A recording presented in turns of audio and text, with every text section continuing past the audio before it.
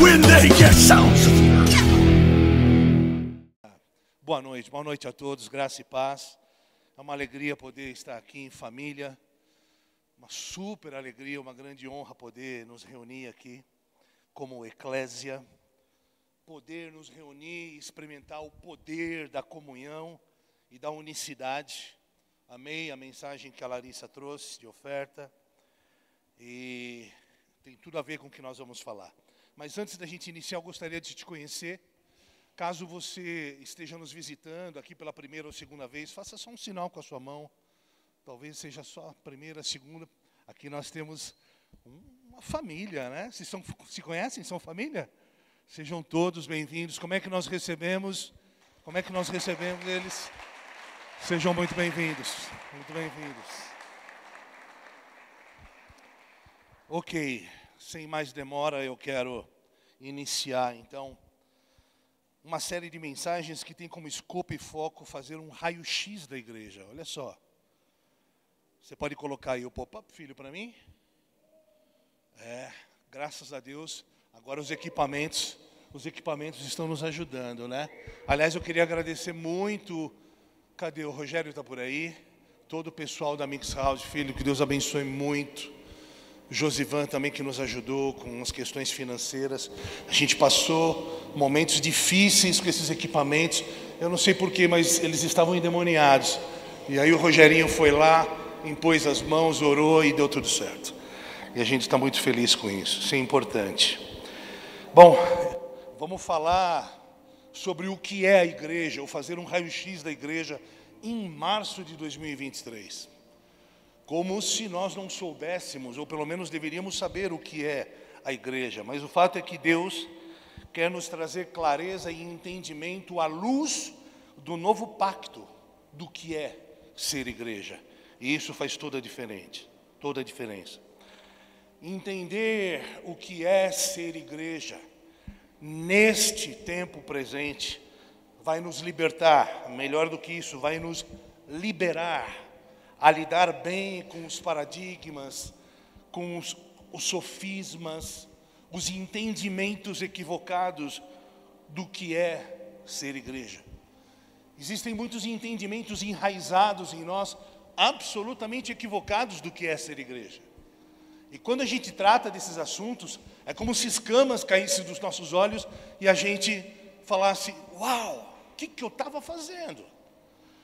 Posso dar o exemplo do próprio apóstolo Paulo, cidadão romano, criado, estudado aos pés de Gamaliel, um homem mais do que capacitado intelectualmente, um homem vencedor, um homem no topo do status quo social de Roma, caçador de cristãos, fazendo o trabalho de Deus, fazendo a obra de Deus, caçando cristãos. Quando de repente, num belo dia, Deus, não o que lhe servia, mas o verdadeiro Deus, resolve lhe dar uma rasteira pedagógica e ele tem um tombo, um pequeno tombo. E aquele tombo trouxe haja luz. Então aquele Paulo que acreditava estar fazendo a obra de Deus, tem um encontro com o verdadeiro Deus. É mais ou menos dessa forma que a gente se depara quando a gente olha para o novo pacto. Eu tenho 30 anos de evangelho, então não faça conta, eu sou novo, tá? Mas eu tenho 30 anos de convertido e eu vou dizer uma coisa para vocês. Há aproximadamente 3 anos só é que eu tenho descoberto coisas que eu fazia, que eu aprendi, que eu fui ensinado a fazer e que eu ensinei a fazer errado. Uau! Como é que você tem coragem de dizer isso, apóstolo? É porque nós continuamos debaixo de uma síndrome de Jerusalém. E vocês vão entender o que Deus quer dizer para nós hoje. Hoje eu quero ser o máximo didático e pedagógico, no intuito de mostrar para vocês que nós precisamos urgentemente de um mindset.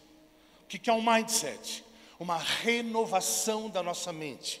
Uma reprogramação mental, estarmos abertos para as coisas novas que o Senhor está fazendo. E termos a coragem de nos desapegarmos desapegarmos das nossas velhas roupagens gospel, que muitas vezes nos levam para longe da verdade e do centro da vontade de Deus. Faz sentido o que eu estou dizendo? Vamos lá. Portanto, eu peço que você esteja temente no seu espírito, atento no seu espírito, porque essas questões vão te provocar. E vai demandar de você se permitir ser provocado, mas responder bem diante das coisas que Deus vai nos trazer. E se a gente responder bem, a gente vai ser uma igreja mais leve. E mais do que uma igreja leve, nós vamos ser uma igreja efetiva, assertiva. Faz sentido? Portanto, eu quero te provocar nessa noite e tentar te ajudar a entender que nós precisamos desmistificar muitas coisas que existem em nossos corações para ver o que de fato vai sobrar lá no fundo da peneira. E muitas vezes a gente vai se assustar com o que a gente vai ver. Vamos lá. Sempre que Deus quer nos levar para um novo nível de entendimento, sempre que Deus quer romper uma medida e te levar para uma nova medida, para um próximo passo, para um novo nível de entendimento, e a Bíblia diz que é de glória em glória. De glória em glória nós somos aperfeiçoados. Faz sentido isso? 2 Coríntios 3,18. De glória em glória eu vou refletindo o rosto do meu Senhor, eu vou refletindo o Senhor. E à medida em que eu reflito Ele como um espelho, eu sou transformado na mesma imagem dEle. É de glória em glória. À medida em que eu amadureço e que eu avanço, eu vou deixando o velho homem para trás e eu vou me transformando na imagem dEle. Faz sentido? É o que está escrito lá em 2 Coríntios 3,18. Para que nós subamos a esse outro nível, necessariamente, Deus vai mexer conosco, Ele vai nos esticar, Ele vai nos provar.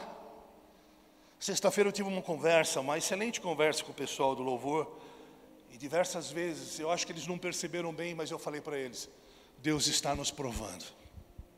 Deus nos provou. Deus nos provocou. Deus está nos esticando em março de 2023. E a gente precisa estar aberto diante daquilo que o Senhor quer fazer. Ele precisa nos levar num ponto que eu chamo de ponto zero. É um lugar onde eu simplesmente deixo Ele fazer o que Ele quer. É como estar em gravidade zero. Qual é a ideia de estar em gravidade zero? Gravidade zero é um lugar onde você não tem oxigênio. Naquele lugar você está morto para você. É como a afirmação de Paulo, já não vivo mais eu, mas é Cristo que vive em mim. Tudo o que eu penso é o que o meu Pai me fala, tudo o que eu falo é que eu aprendi do meu Pai. Os meus olhos são os olhos do meu Pai. Eu reflito a glória do Senhor. Nesse ponto, Ele pode ter a primazia de ser Deus na tua vida e te levar de um ponto A para um ponto B. Te arrancar de um lugar de conforto, de um lugar de equívocos, para o lugar onde Ele quer te levar. Está fazendo sentido? O fato é que a nossa alma, a nossa psique, a nossa mente, ela luta contra as coisas novas, contra uma reprogramação mental. É muito mais fácil a gente estar seguros numa geografia. Deixa eu dar um exemplo tosco aqui. É como a receita da vovó. Não mexe na receita da avó, que vai dar certo. E aí você faz sempre daquele jeito. E aí você é a 4ª geração que faz o pão da avó. E o pão da avó não tem o bico. E aí alguém resolve quebrar o paradigma. Por que o pão da avó, lá da vovó Benta, lá da vovó, não tem a ponta? E aí eles vão descobrir que o forno da vovó era um forno a lenha. E aí ela sempre tinha a mania de cortar a ponta. Sabe uma coisa tosca assim? Sabe aquelas coisas que a gente assimila por osmose e a gente vai levando para a vida? Tipo, não tome leite com manga que você vai morrer. Que coisa tosca. Que coisa idiota. Mas a gente continua debaixo destas verdades obsoletas, debaixo de um sofisma. O que é um sofisma? O sofisma é uma mentira que parece verdade, mas não é. Ai, Jesus. O fato é que minha alma, minha carne, ela deseja continuar num lugar de segurança, mas o meu espírito clama para estar aonde o Senhor está. O meu espírito clama para fazer aquilo que o Senhor quer fazer hoje, agora, diante das demandas de hoje, de uma cidade e de uma nação como o Brasil, hoje, debaixo de uma agenda progressista, marxista. Qual é o papel da igreja? Qual é o papel da igreja? Vir aos domingos para um ajuntamento solene? Meu Deus. Deus quer nos arrancar de uma movimentação eclesiástica equivocada e nos levar, nos iluminar, nos revelar a sua boa, perfeita e agradável vontade para este tempo presente. Então agora mesmo, nesse momento, o Espírito Santo está aí, começando a te cutucar, buscando um espaço dentro do teu coração, da sua psique, pedindo passagem para que o seu livre-arbítrio permita que ele consiga de mim e de você um mindset. Deus está trabalhando aí. E a palavra de Deus diz assim, que todos aqueles a quem Ele deu o poder de serem filhos, todos aqueles que foram transportados do reino das trevas para o reino do seu maravilhoso Filho, agora são filhos. E aqueles que são filhos agora têm a mente de Cristo. Faz sentido? Guarde isso, você tem a mente de Cristo. Mas a Bíblia diz em Romanos 12:2, se renovem, não se amoldem ao mundo, renovem a sua mentalidade e transformem-se. Não é isso que a Bíblia diz? A gente vai ler depois. Mas, como novas criaturas, nós temos a mente de Cristo. Então você vai entender aquilo que Deus está dizendo hoje. Eu queria deixar aqui eu ia até fazer um pop-up, mas uma dica: ouça 3 mensagens no YouTube de uma série chamada Arquitetura Eterna. Elas são libertadoras e liberadoras porque elas falam muito da ordem e do fundamento do novo pacto e traz à luz muitas coisas que nós vamos falar aqui hoje e que nos libertam verdadeiramente. Vamos lá. Eu espero que você não esteja pensando que eu estou falando que a Bíblia precisa ser reinterpretada, tá? Não é nada disso. A gente precisa de um mindset. O que a gente precisa é compreendê-la sob a estrita ação do Espírito neste tempo presente. Parousia aletheia. Eu quero tentar ser bem rápido, porque eu tenho falado sobre tempo presente e eu quero que vocês entendam isso. A história de Deus com a humanidade tem um só pacto. Pacto eterno. Quem está fazendo Efatá? A Lara sabe. É um pacto eterno. Mas dentro desse pacto eterno, existem 7 pactos. A pastora vai me ajudar. Tem o pacto adâmico, abrâmico, mosaico, davídico. Pastora, você vai tirar nota 10. Tem o edênico, do Éden, e noético, e o novo pacto, certo? Ou seja, Deus falava a cada geração, a cada patriarca, ele tinha um pacto e verdades presentes. A Bíblia diz em Pedro 1:12 que existe uma verdade presente. Vou fazer aqui rápido para que vocês entendam. Deus mandou Noé construir o quê? Um Um templo? Não, uma arca. Mas ele mandou Salomão construir o quê? Um templo. E Deus hoje não nos mandou construir nada, entre aspas. Construir a igreja. E quem é a arca? Quem é o templo? Nós. Ou seja, Deus não vai chegar em março de 2023 e dizer assim: Diogo, construa uma arca. Ele não vai. Por quê? Porque não é uma verdade presente para o Diogo, para a geração do Diogo, para esse tempo presente. Foi uma verdade presente para a geração de Noé. O que é que Deus quer que o Diogo edifique hoje? Outro tipo de arca, eu e você. Outro tipo de templo, eu e você. Casas vivas, pedras vivas. E como é que se edifica esse templo, essas casas vivas? Através dos 5 ministérios. Até que nós atinjamos a estatura de Cristo. Faz sentido isso? Então, quando eu falar em verdade presente, entenda, nós precisamos saber o que Deus quer para nós hoje, agora. Faz sentido? Então, ok. Falei também de sofisma. Sofisma é uma mentira que parece verdade, mas é uma mentira.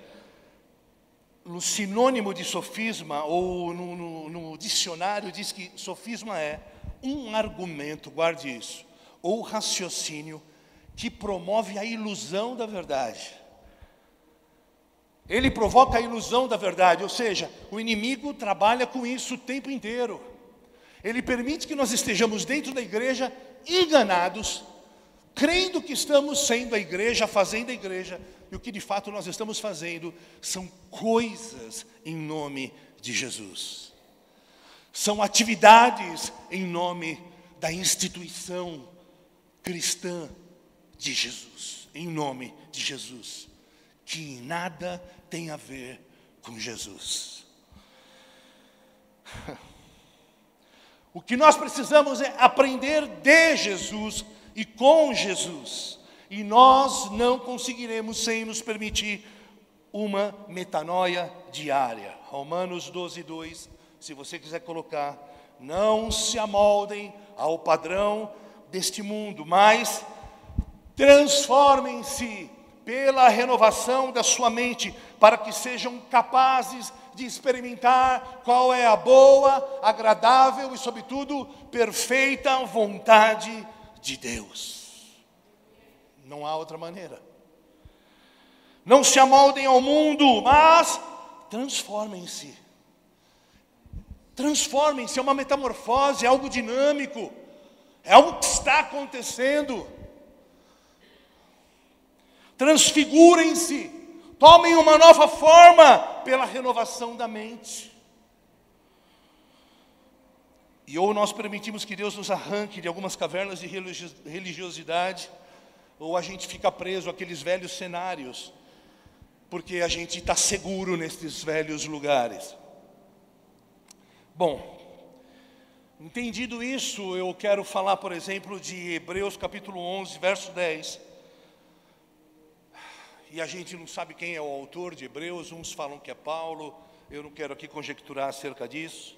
Mas o fato é que o autor de Hebreus deixa claro que o construtor da igreja, que o fundador da igreja, o fundamentador da igreja é o próprio Deus.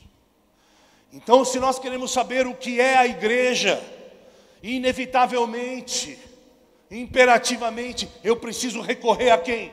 Ao autor da igreja, a quem é o edificador da igreja, a quem é o arquiteto da igreja, aquele que fundamentou a igreja. Faz sentido? Hebreus 11:10, na versão NVI, está escrito assim: que Abraão esperava a cidade que tem alicerces, cujo arquiteto e edificador é Deus. Que lindo.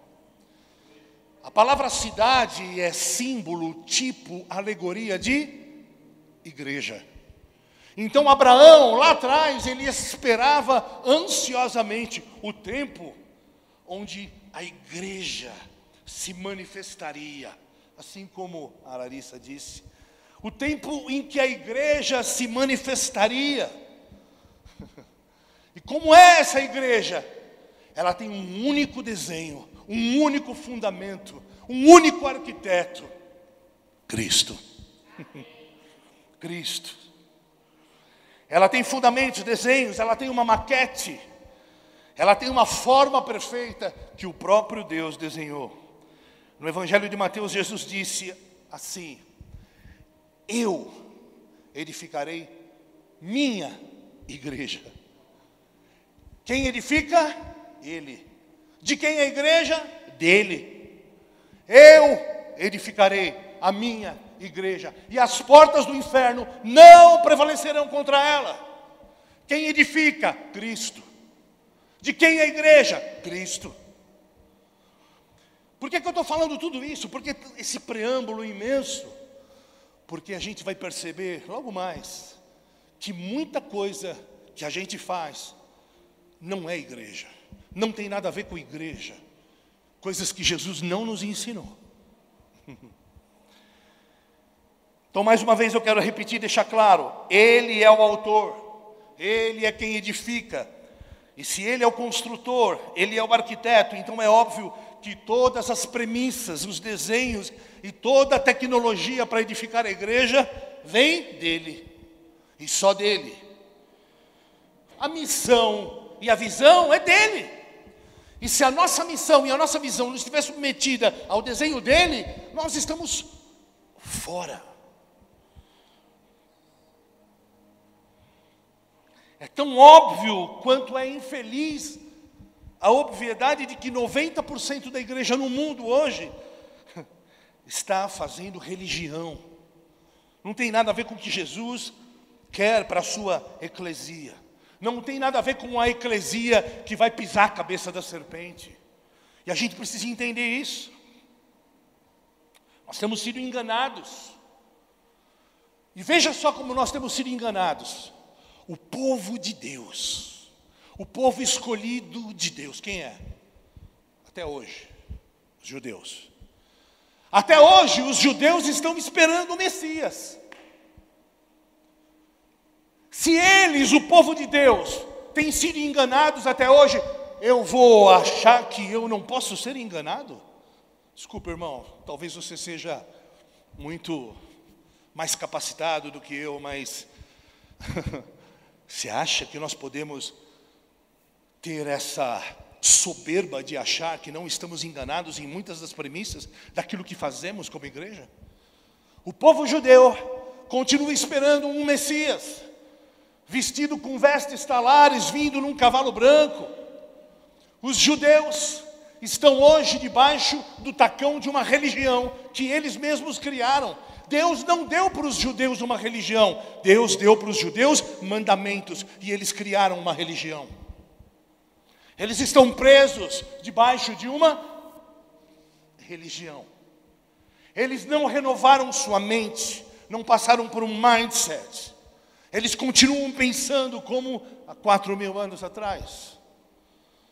Faz sentido o que eu estou falando? Eles continuam presos a ritos, datas, todo tipo de ritual. Com todo respeito, e nós temos irmãos, amigos judeus queridos, pessoas com quem eu falo e amo de verdade, que já têm se aberto para muitas questões, porque têm entendido estas questões. Eu estou falando do povo escolhido. Povo escolhido, que continua preso a ritos, datas, festividades. Amados, por isso é necessário que a gente entendam essas questões para que ninguém invente o que é ser igreja, para que não apareça nenhum apóstolo maluco achando que é melhor do que Deus, nenhum tatuado, nenhum semideus, nenhum papa, nenhum pastor das galáxias, para reinventar a roda e dizer o que é ser igreja. Porque eu volto a dizer para você, ser igreja não é estar aqui reunido. Não. E enquanto a gente não entender o que é ser igreja, a gente vai continuar cantando as canções erradas. A gente vai continuar cantando heresia. E experimenta botar a mão nisso para você ver o bafafá que é. A gente vai continuar fazendo coisas que Deus não pediu. Eu estou dando um exemplo bobo, simples, tá? Hoje é leve. E detalhe, a gente vai sempre fazer com um bom coração. Mas a gente vai estar errando.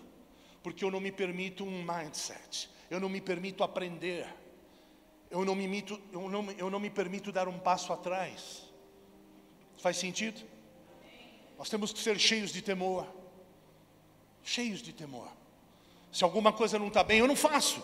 Porque a Bíblia diz, seja a paz o árbitro em nosso coração. Então, premissa básica, estou sem paz, eu não faço. Vou consultar ao Senhor. Seja prudente.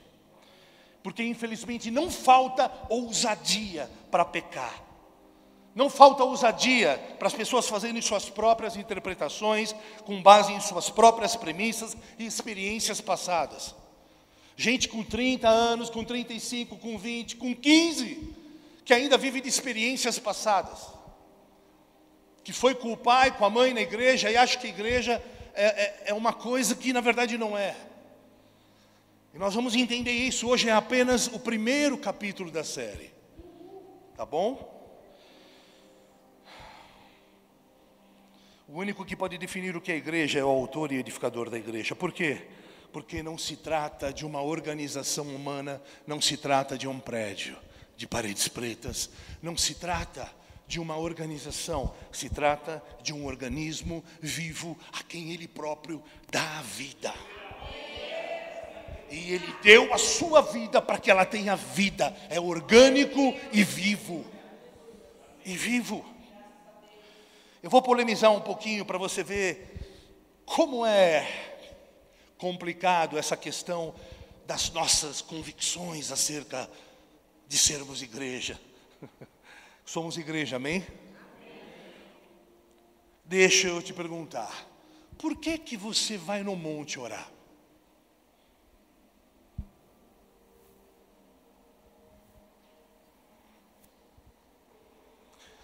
Precisa ir no monte?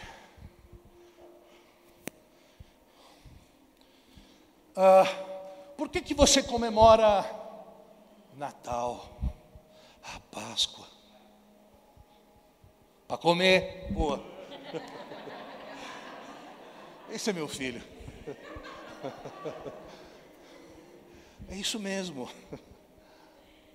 É isso que o homem, né, na sua singeleza de coração, é para comer. Mas existem os que não são singelos de coração, que vêm cifras atrás da comemoração das datas, né? Porque o intuito é nos fazer comer. Por que a gente unge as pessoas com óleo? Me mostra na Bíblia, no Novo Pacto, aonde Deus manda você ungir alguém com óleo. No Novo Pacto, Jesus diz assim, junte-se. Se há alguém doente dentro da congregação, junte os anciãos, os presbíteros. Imponha as mãos sobre eles e orem. Ele não manda ungir com óleo. Eu vou só nas partes leves. Agora eu vou dar uma mais profunda. Por que a gente se batiza nas águas? São pontos que eu não vou discutir agora, que eu não vou falar agora, porque eu posso até causar um problema para você. Mas estes pontos são centrais na prova cabal de que nós não entendemos o que é ser igreja à luz do Novo Pacto. Porque o batismo nas águas era um apontamento profético do batismo de fogo e do Espírito. Ah, mas Jesus se batizou. Jesus se batizou, João Batista, para que nele se cumprisse todas as profecias. Eu não vou entrar no mérito, mas aqui já prova que a gente está bem equivocado no que a gente diz ser igreja. O que a igreja é de fato? O que a igreja é tem a ver com a sua natureza. Quem define? Cristo. O que a igreja é? A igreja é aquilo que é a sua natureza. O que a igreja faz? A igreja faz, o que ela faz tem a ver com a sua missão. Quem define a missão? Cristo.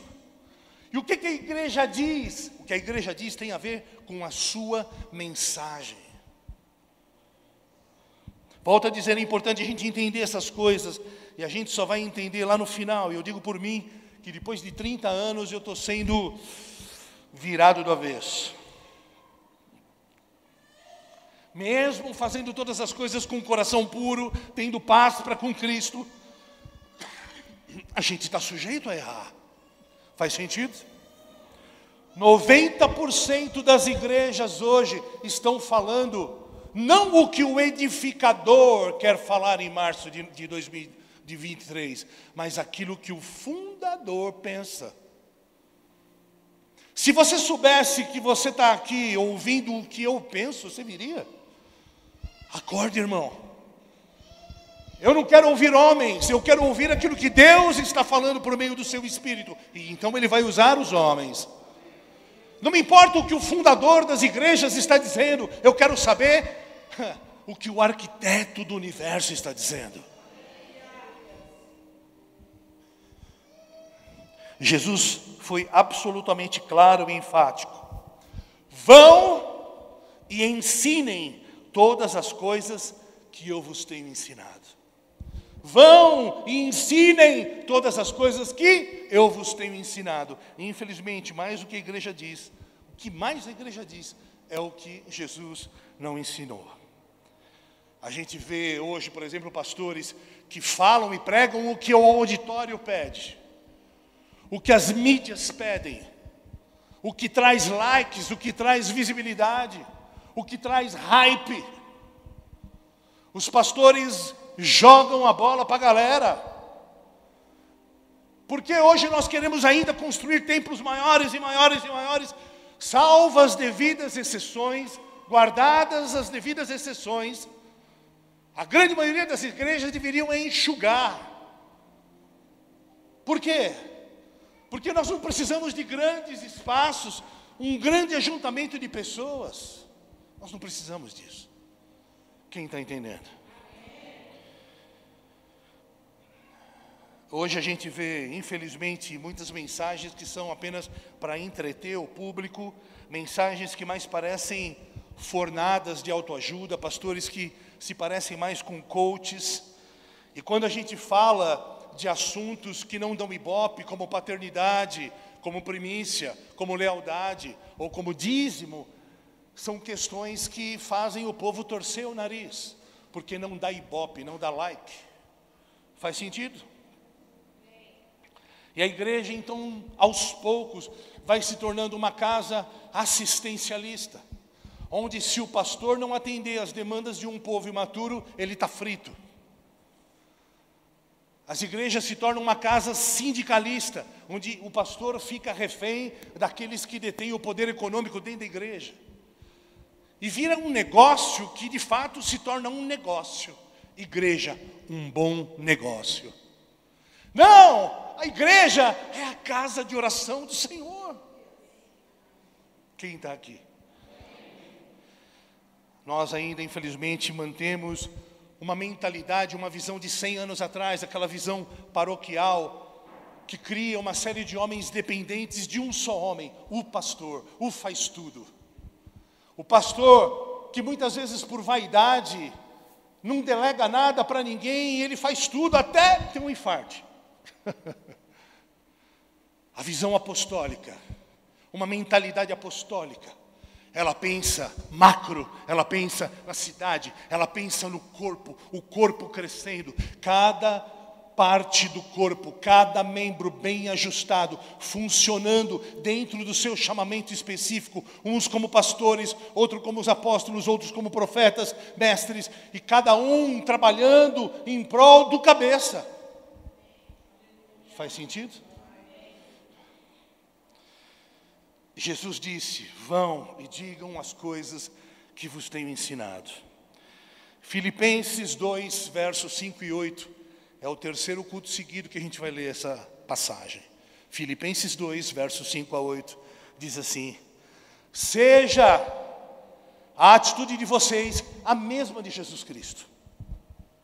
Vou repetir: seja a atitude de vocês a mesma de Jesus Cristo, que embora sendo Deus, não considerou que ser igual a Deus era algo que ele deveria se apegar, mas esvaziou-se, kenosis, esvaziou a si mesmo, e vindo a ser servo, tornando-se semelhante aos homens, ele se faz escravo e torna-se homem. E sendo encontrado em forma humana, humilhou-se a si mesmo e foi obediente até a morte e morte de cruz. Uau! Vamos lá, vamos entender um pouco agora de alguns outros aspectos. Até agora a gente está falando de metanoia, dos nossos equívocos, falando dos sofismas, certo? A palavra eclésia ou eclesia significa chamados para fora. Por que nós queremos templos gigantescos? Se nós temos que ir para fora, nós fomos chamados para fora. Significa assembleia pública. E esse termo eclesia é um termo grego que se referia ao corpo governante que se reunia nas cidades como pequenos conselhos, grupos, assembleias, que definiam os assuntos da polis. Polis significa cidade, estado. Polis deriva da palavra política. A igreja cuidava das políticas da sociedade. A eclesia cuidava da ordem e dos fundamentos de uma sociedade, de uma cidade. Cidade, alegoria de igreja. Ou seja, era a igreja para fora que tornava o mundo, a cidade, o seu próprio campo, a sua própria geografia. Era a igreja em todo lugar. A igreja infiltrada em meio à sociedade com uma influência poderosa, a fim de que toda a cidade falasse uma mesma língua e tivessem um mesmo pensar. Uau! Que plano inteligente, não? Essa era a mentalidade grega do que é ser eclesia. A função era servir a cidade. A cidade, eles eram quem governavam, quem decidiam entradas, as saídas, a ordem, as políticas, a economia. Ou seja, a igreja era um corpo governamental. Você acha que o governo do mundo está nas mãos da igreja hoje? Eu vou dizer para você, sim e não. Está, mas nós não exercemos domínio e governo. A Bíblia diz que os reis da terra recorreriam à igreja para buscar sabedoria e conselho. A igreja era um corpo governamental que cuidava da polis, da cidade. Mas quando Jesus diz lá em Cesareia de Filipe, as palavras que citei há pouco, que estão lá em Mateus 16, 18, eu edificarei a minha igreja. Eles estavam vivendo agora debaixo de um novo tempo, era uma outra estação. Quem exercia hegemonia naquele tempo sobre o mundo, quem eram? Os gregos? Quem era no tempo de Jesus? Roma. Quem é que dominava o mundo? Roma. Durante muito tempo, toda a mentalidade grega dominou o mundo, varreu o mundo, com a sua influência cultural, os grandes filósofos estavam lá, os matemáticos. Até a moda era ditada pela Grécia. As rotas comerciais, tudo tinha a ver com a cultura helênica. Mas chega um tempo, no tempo de Jesus, onde o domínio estava nas mãos de Roma. Quem tinha a hegemonia? O poder bélico, o poder social, Roma. Então agora eu quero falar para vocês de uma mentalidade romana do que é ser eclesia, ok? Era uma nova estação. Por isso a gente fala também que sempre que você for estudar um texto bíblico, você precisa acompanhar o que a sociedade vigente da época vivia. Você tem que considerar o tempo, a estação, você tem que considerar a geopolítica, você tem que considerar a história daquele momento, daquele tempo. Faz sentido isso? Vamos lá. Diante da necessidade de Jesus se fazer entender, quando ele não estava falando por parábola, ele agora precisava usar de um filtro, de uma mentalidade não grega, mas romana para se fazer entender. Faz sentido? E a mentalidade romana para a eclésia ou para governo era pautada por um sistema de governo soberano, ou seja, era um único soberano Senhor, César. Ele era um semideus. César era considerado filho de Deus, semideus. Tanto é que as pessoas o saudavam dizendo, Ave César, salve César. E muitos cristãos eram mortos porque os romanos esperavam que eles também saudassem César, dizendo, Ave César. E os cristãos diziam, não, Jesus Cristo é o Senhor. Jesus Cristo é o Senhor. Mas para eles era um único governo centralizado na figura de César. Fala para o teu irmão, presta atenção. Vamos continuar construindo aqui um raciocínio do que era ser eclésia sobre um filtro grego, ok? Aliás, romano. O sistema de governo romano tinha um cenário que apoiava a sua ordem, suas políticas e as suas agendas. Quem era aquele que dominava esse cenário? O Senado romano. O Senado romano tinha o poder para determinar as políticas e as agendas que iriam ser disseminadas pelo mundo. E Roma ficou aproximadamente 1.200 anos se expandindo territorialmente. 1.200 anos. Quando você ouve falar, por exemplo, de Hitler, que dizia no livro Mein Kampf, ele dizia que ele queria estabelecer o terceiro Reich, ou o terceiro reino, porque o primeiro reino foi considerado o reino dos egípcios, 1000 anos de domínio. O segundo reino era Roma, 1000 anos de domínio, e Hitler então sonhava em fazer o terceiro reino de 1000 anos de domínio. Louvado seja o Senhor que ele quebrou essa eclésia que nascia na época de Jesus, debaixo de um sistema romano de governo, debaixo da hegemonia de Roma. Essa eclésia era, presta atenção, um corpo fechado. Não tem nada a ver com macumbaria, tá? Era um corpo fechado, era um corpo elitista. Ele era um grupo secreto, uma tropa de elite. E eles se reuniam em lugares secretos.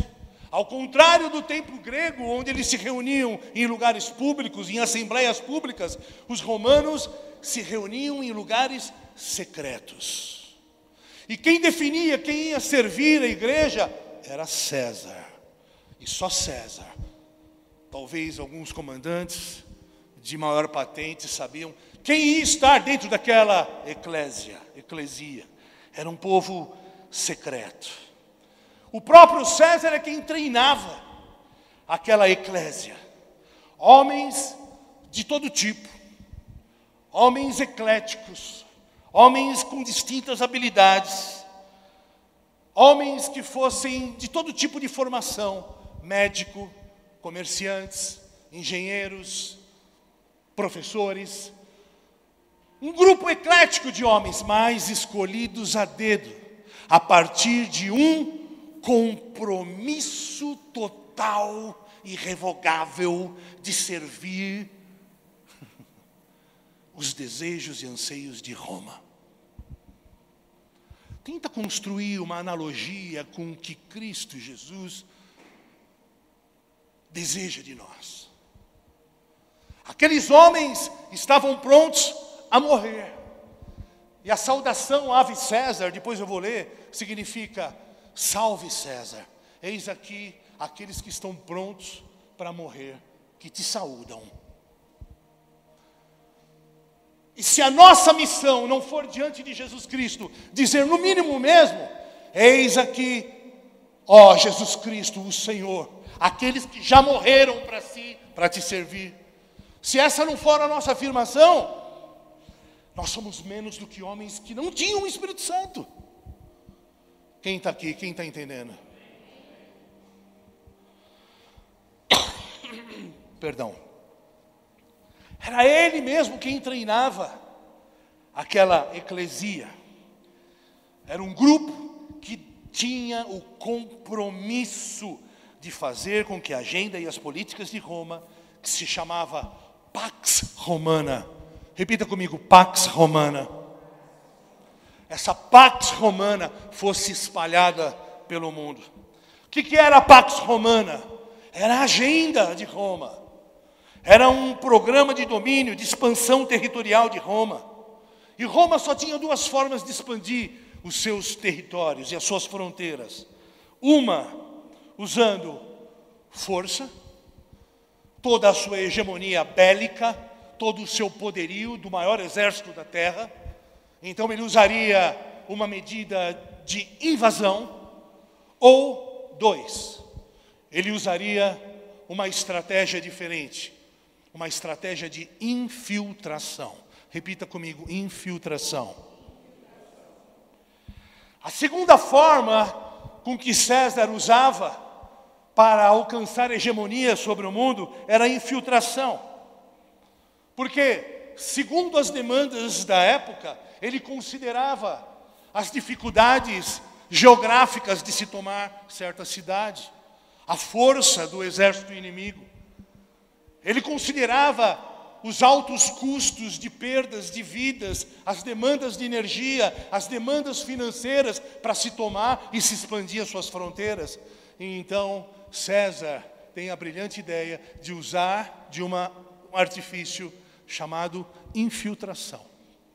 Alguém já ouviu falar aqui, naquele livro que se tornou um best-seller, As 7 Montanhas de Influência da Sociedade, do John Inlow? 7 montanhas de influência da sociedade. Ninguém ouviu? Nossa, só vocês também ouviram? Esse livro é um best-seller. Comprem esse livro. Esse John Inlow fala que existem 7 esferas da sociedade, que se tomadas, você tem o domínio de toda a sociedade. Se você dominar a mídia, a política, a educação, o entretenimento, a cultura, a economia e a família, esses 7 pilares da sociedade, você domina todas as coisas. De certa forma, era o que César estava fazendo. Ele estava enviando. Esta eclesia estava debaixo de envio para tocar a sociedade. Então o médico, na sua esfera de ação, iria influenciar aqueles homens. O comerciante iria influenciar as pessoas do meio dele. O professor iria influenciar as pessoas do meio em que ele vivia. E qual era a ideia da Pax Romana? Dia após dia, trazer um mindset. Uma lavagem cerebral, uma reprogramação mental. Ou seja, ei, vocês precisam de Roma. Vocês precisam das rotas comerciais de Roma. Vocês precisam colocar os seus produtos para o maior número de consumidores que existe na face da terra. Ei, vocês precisam conhecer a sabedoria de Roma. dia após dia, semente após semente. Eles iam influenciando aquele povo, de maneira que chegaria um certo tempo em que os próprios homens que estavam infiltrados diziam: César, você já pode entrar. E quando eles diziam isso, o exército entrava e não havia nenhuma demanda de energia para tomar aquele lugar. Faz sentido isso? Por quê? Porque o lugar já havia sido tomado aqui. O lugar já estava aberto. As pessoas já estavam totalmente dominadas na mente. Faz sentido o que eu estou falando? Roma tinha as rotas comerciais, tinha as estradas. Era fácil de exercer uma sedução ali. Ou seja, mantinha-se a meta, mas mudava-se a estratégia para que a Pax Romana fosse estabelecida. Você já pensou se a gente usasse das mesmas estratégias para levar o Evangelho para o mundo? Será que esse tipo de ação da eclésia tem a ver com aquilo que Deus de fato quer de nós e espera de nós? Você já parou para pensar nisso? Que o diabo não passa de um imitador barato. Então César enviava a eclésia, que se infiltrava no meio da sociedade, e provocava aquela reprogramação mental, e eles convenciam aquele povo de que Roma era um povo amigo, que seria um bom negócio se abrir para Roma. E então, quando aquela influência era espalhada, a cidade era tomada, sem esforço, sem perdas. Sabe, o que é interessante, e até aqui pode ter parecido um pouco chato para você, mas o que eu aprendo é que a gente precisa de fato estar aberto para aprender com Cristo e de Cristo, que só Ele tem o desenho, nós não precisamos inventar nada, e que nós precisamos de um mindset para deixar para trás entendimentos equivocados e sofismas. Faz sentido isso? Tenho falado muito isso.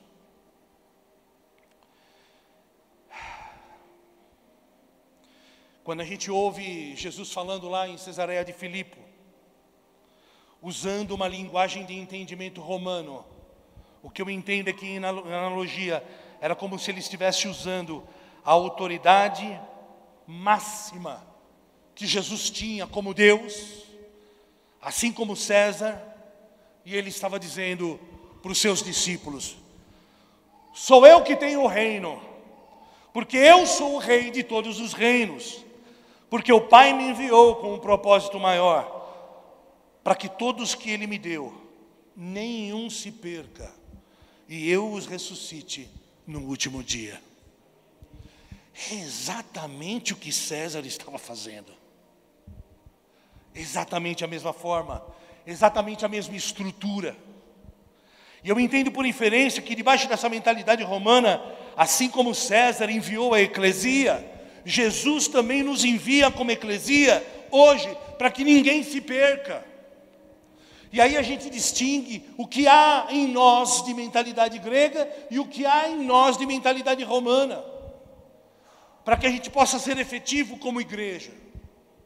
Efetivo. E quando a gente fala de efetividade, e eu citei pessoas que se equivocaram de maneira brutal, como o próprio Paulo, os apóstolos originais de Jerusalém se equivocaram tremendamente. Vide o concílio de Jerusalém em Atos 15. Qual foi o homem que mais entendeu o que era o modelo da eclesia? Paulo, cidadão romano, com uma mentalidade romana. Depois que ele tem a iluminação, depois daquele tombo pedagógico e de um mindset brutal, ele se abre por uma metanoia violenta, a fim que ele aceitasse de bom grado e com alegria o fato que de caçador agora ele era caça. Com alegria.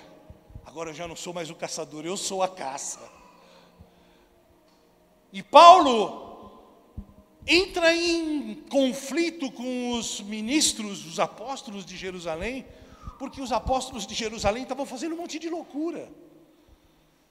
Ouve o que eu estou falando. Pedro estava fazendo um monte de loucura. Eles estavam querendo que os gentios fossem... meu Deus, como é que chama quando tira o prepúcio? Hã? Isso, deu branco. Ele queria circuncidar os gentios e Paulo... Ei, Pedro, você está louco? Você quer circuncidar os gentios? Eles não são judeus. Pior do que isso, os apóstolos originais de Jerusalém estavam pregando, sabe aonde? Debaixo de uma mentalidade grega para dentro. Onde eles pregavam? Para fora? Não, para dentro, nas sinagogas. Varões israelitas de Jerusalém. E Paulo estava lá por dentro dizendo: ei, seus idiotas, vocês têm que sair para fora. Eles não pregavam para os gentios. E aí então, Pedro teve que ter um impacto com um sonho brutal, com os animais descendo sobre os lençóis. Quem lembra dessa visão? E dentro daqueles lençóis haviam animais imundos. E Jesus dizia para ele: Pedro, mata e come. Imagina, Jesus, eu sou limpinho. Eu sou da igreja de Jesus. Pedro, mata e come. Não, Jesus, eu sou limpinho, eu sou um cara bacana. Pedro, mata e come. Sabe o que Jesus estava dizendo para ele? Para de tornar impuro aquilo que eu purifiquei. Eu morri para que todos, não apenas os judeus fossem alcançados, mas gente de toda língua, toda tribo e toda nação fossem um só povo. Então, parem de rejeitar os gentios. Preguem para os gentios. E até ali, o máximo que eles tinham ido era até Cesareia. Eles estavam fazendo tudo errado. Eu estou falando dos apóstolos originais. Você acha que a gente não corre o risco de estar fazendo coisa errada hoje? Eles estavam pregando para dentro, sectaristas. Não iam para fora, não saíam para fora. Não pregava para quem tinha que pregar. É mais ou menos você fazer evangelismo dentro da igreja dos outros. Pega eles, Jesus. Tem umas igrejas que faz isso. A gente sabe. Jesus vai te pegar, viu, irmão?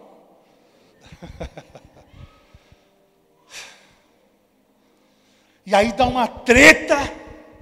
Em Atos 15, tem que todo mundo sentar na mesa, tomar um café, relaxar. E Paulo teve que meter a mão na mesa. E teve que ajustar tudo. Por quê? Porque eles estavam fazendo tudo errado. Quem está aqui? Eles estavam debaixo de uma mentalidade grega, uma mentalidade paroquial, enquanto Paulo era um apóstolo, tinha uma mentalidade apostólica, uma mentalidade expansionista, uma visão macro, uma visão de polis, uma visão de sociedade, de cidade. Em outras palavras, a gente precisa parar de chegar um para o outro e dizer assim: e aí, como é que foi o culto de domingo? E o louvor? O que Deus espera da gente é um outro tipo de mentalidade, um outro tipo de postura. Ei, como está a nossa cidade? Como está a nossa cidade de Arujá? Como a nossa igreja vai invadir esta sociedade? De que forma iremos influenciá-los? De que forma vamos nos infiltrar?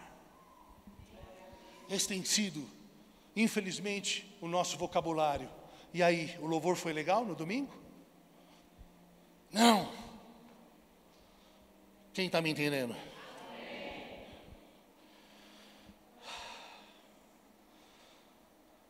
Será que temos feito bem e certo com o que é ser igreja? Eu não vou me estender muito, mas o fato é que se nós temos uma associação incorreta do que é a igreja, então a nossa missão será incorreta. Se nós temos associações e links equivocados com as nossas pseudo-convicções do passado, que nos liga a uma vida de religião, e nós associamos de maneira errada e equivocada, a nossa missão será equivocada. Guarde isso, que isso dá Twitter.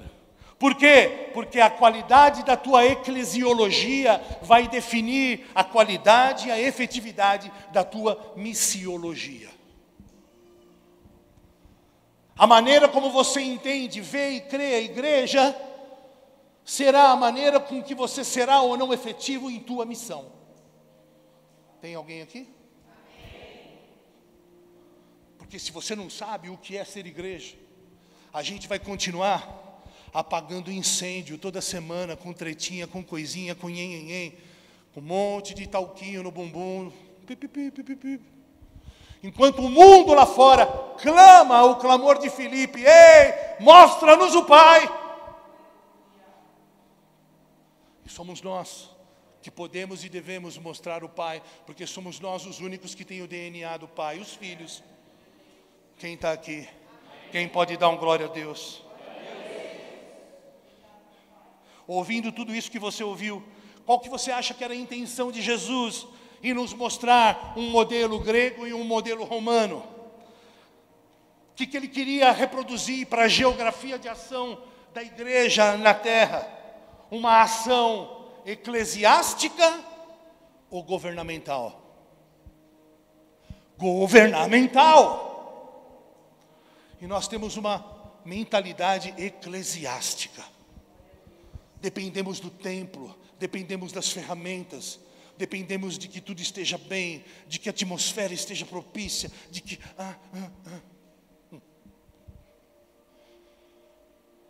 Paulo não dependia de templo, porque o templo somos nós. Agora tem um detalhe, se você acha que você é igreja sozinho, você não é. Porque o corpo, ele é composto de muitas partes. Eu, a Vanessa, o Diogo, o seu Pingo, a Jéssica, somos corpo. Mas só a Vanessa não é corpo. Ou só eu não é corpo. Nós somos corpo. E o corpo se movimenta debaixo de um cabeça. Porque corpo que se movimenta sem cabeça é fantasma. E de fantasma eu estou fora. Então, meu irmão, para onde o cabeça vai, o corpo tem que ir. Aonde a cabeça se movimenta, o corpo tem que se movimentar.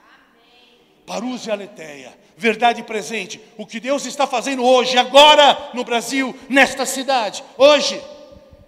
Porque ser igreja não é vir aos domingos, não é vir às terças-feiras, não é fazer parte de uma ferramenta ministerial, ajudar aqui ou ajudar ali. Tudo isso faz parte, mas não é isso. Sobre um ponto de vista simplista, é isso, mas não é isso. Quem está me entendendo? Aleluia. Então, por inferência, eu entendo perfeitamente essa analogia que Jesus fazia com a Pax Romana, difundir uma política poderosa para tocar a cidade, difundir as suas agendas, as suas ideologias, para fomentar e influenciar toda uma cidade. E não um grupo de pavõezinhos nas praças destilando ortodoxia. Homens de Deus dispostos a morrer por uma causa, por um compromisso total. Quem está aqui? É um grupo de elite, é um grupo secreto, um grupo que não aparece, que não quer aparecer. É como as artérias do corpo que entram por um membro e vão ramificando e por onde passam levam vida. Ninguém vê as artérias, mas são elas que chegaram até a ponta dos dedos, as extremidades, e elas dão vida. Não precisa aparecer. Quem quer o poder para não aparecer? A saudação de César dizia assim: Ave César, moriturit salutante. Em latim. É lindo isso. Salve César. os que vão morrer te saúdam. Eu acho que Jesus estava esperando assim, olha, os caras que servem César estão dispostos a morrer. E vocês, que eu dei a minha vida e coloquei o meu espírito dentro de vocês, a saudação de vocês deveria ser: Jesus Cristo é o Senhor. Já não vivo mais eu, mas Cristo vive em mim. Aqueles que já morreram te saúdam, ó Jesus. Aqueles que já morreram te saúdam. A igreja, não é composta por inventores da roda, nem por vaidosos, nem por covardes, nem por semideuses, nem por apóstolos. Sim, mas homens que estão olhando por uma cidade, por uma nação, para o mundo. Homens que já morreram para si. Diga assim para você mesmo: homens que não têm nada a perder. Diga: homens que já perderam tudo. Homens que já perderam tudo. Porque quem experimenta do amor de Cristo, o que eu vou querer que o mundo me dê, que seja melhor do que o amor de Cristo, meu irmão. Homens mortos. É disso que Jesus estava falando. E para isso a gente precisa romper com essa mentalidade grega que está preocupada apenas com o próximo culto de domingo. Pessoas que pulam de igreja para igreja, de igreja para igreja, buscando conforto. Não, é o contrário. É onde você está desconfortável que você tem que ficar. É aí que Deus te provoca um mindset. É aí que Deus te mata.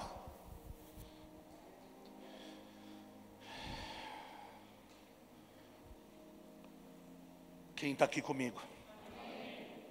É óbvio que, guardadas as devidas proporções e dentro de um aspecto local, eu muitas vezes falo com a Vanessa, com a Ariane, ou com qualquer pessoa: olha, como foi o culto de domingo? Mas não é isso. Quem está entendendo? É semântica. Quando nos encontramos, ao invés de ficar apagando incêndio, nós devemos estar olhando para a polis, implementando uma política celestial que mude a terra, assim como a própria oração que Ele nos ensinou, assim como é no céu, seja. Aleluia. Você pode dar glória a Deus também, como a dona Denise. Alguém mais pode. Perder a oportunidade. Vamos ficar de pé. Quero chamar o louvor aqui à frente.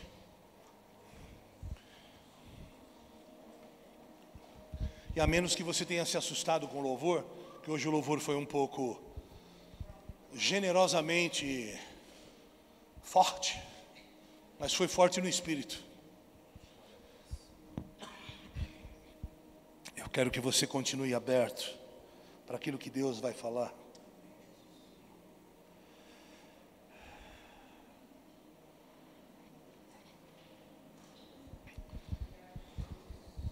Sabe, amados, a nossa agenda tem que ser a agenda de ganhar a cidade. A tua agenda tem que ser a agenda de ganhar a tua sala de aula. A tua agenda tem que ser a agenda de ganhar o teu setor de trabalho, a tua rua, a tua comunidade, o teu condomínio, a tua cidade. A tua agenda tem que apontar para fora e não para dentro. Nós precisamos pertencer e avançar. Sim, é um passo por vez. É um passo por vez, mas nós precisamos pertencer e avançar. É um corpo em movimento, dinâmico, onde Cristo é o cabeça. Efésios 4,16 diz assim: dele todo o corpo. É tão lindo isso. Efésios 4,16.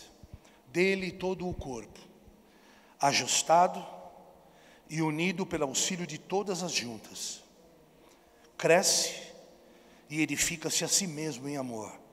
Olha que lindo, cresce e edifica-se a si mesmo em amor, na medida em que cada parte realiza a sua função. And when they get sounds of